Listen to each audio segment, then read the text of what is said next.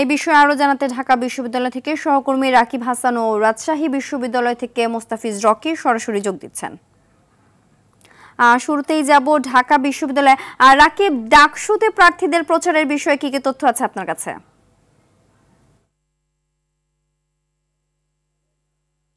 Cynthia, Dhaka বিশ্ববিদ্যালয়ের ডাকসু নির্বাচন কিন্তু এক প্রকারে জমে উঠেছে। এখানে আচরণবিধি মেনে যারা প্রার্থী রয়েছেন তারা কিন্তু ভোটারদের দ্বারে দ্বারে যাচ্ছেন, তাদের প্রতিশ্রুতির কথা তুলে ধরছেন এবং ভোটাররাও কিন্তু তাদের খুব সাদরে গ্রহণ করে নিচ্ছে। ভোটাররা বলছেন আসলে একজন প্রকৃতি যে শিক্ষার্থীদের কাজ করবে এরকমই তারা ভোটার চান এবং প্রার্থীদের অভিযোগ করেছে লেভেল প্লেইং ফিল্ড এখনও তৈরি হয়নি, এই নিয়ে তাদের কিন্তু এক প্রকার শঙ্কা রয়ে গেছে। এছাড়া ভোটাররাও বলছেন যে আসলে ইশতেহারের সঙ্গে যেই প্রার্থীরা রয়েছেন সেই প্রার্থী ব্যক্তি হিসেবে কেমন তা দেখেই কিন্তু তারা মূলত ভোট দেবেন। একজন যে যারা শিক্ষার্থীদের নিয়ে কাজ করতে পারবেন এরকম নেতাকে বেছে নিতে চান তারা। এদিকে নির্বাচনকে সামনে রেখে ইশতেহার ঘোষণা করবে বৈষম্য বিরোধী শিক্ষার্থী সংসদ।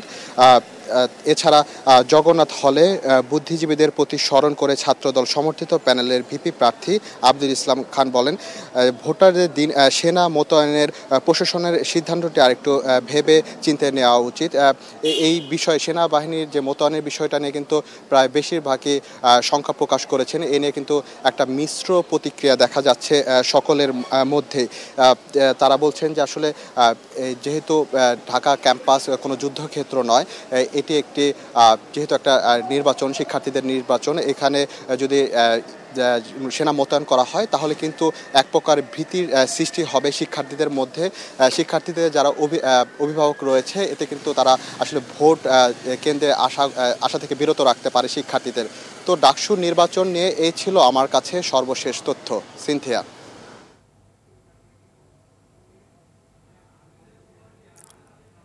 এবার চলে যাচ্ছি রাজশাহীতে রকির কাছে। রকি, আপনার ওখানে সর্বশেষ খবর আমাদেরকে জানাবেন।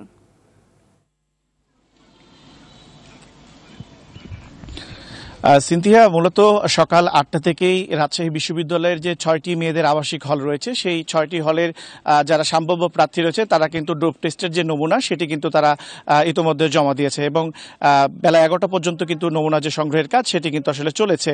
আরেকটি বিষয় আপনাকে জানিয়ে রাখি, মূলত ২৮শে আগস্ট থেকে ১ সেপ্টেম্বর পর্যন্ত যে ডোপ টেস্টের যে নমুনা সংগ্রহ সেটি কিন্তু আসলে চলমান থাকবে এবং এই ক্ষেত্রে যেটি আসলে করতে হচ্ছে সম্ভাব্য প্রার্থীদের তারা কিন্তু আসলে স্ব পদের তারা যে প্রতিদ্বন্দ্বিতা করতে চায় পদে, সেই পদের যে ব্যাংকে তারা অর্থ জমা দিচ্ছে এবং সেই স্লিপটা সংগ্রহ করছে এবং সেই স্লিপের পেছনে তারা কিন্তু তাদের যে নাম এবং আইডি এবং যে মোবাইল নাম্বার তিনটি উল্লেখ করেই কিন্তু এই রাজশাহী বিশ্ববিদ্যালয়ের যে মেডিকেল সেন্টার রয়েছে সেখানে আসছেন এবং যে ডপ টেস্টের যে নমুনা সেটি তারা দিচ্ছেন এবং এই ডপ টেস্টের যে পরীক্ষার যে রিপোর্ট সেটি কিন্তু আসলে মনোনয়নপত্র যেটি জমা দিতে হবে এবং সেটি কিন্তু যুক্ত করতে হবে এবং আপনি জানেন যে মনোনয়নপত্র জমা দেওয়ার শেষ তারিখ কিন্তু আগামী ৪ সেপ্টেম্বর এবং ৪ সেপ্টেম্বরের মধ্যে কিন্তু আসলে নির্বাচন যে কমিশন রয়েছে রাকসু তারা কিন্তু এই কাজটা আসলে সম্পন্ন করতে চান।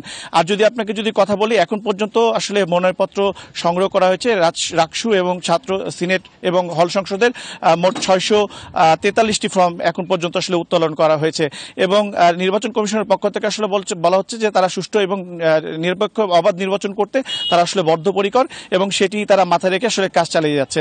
সিনথিয়া, ধন্যবাদ।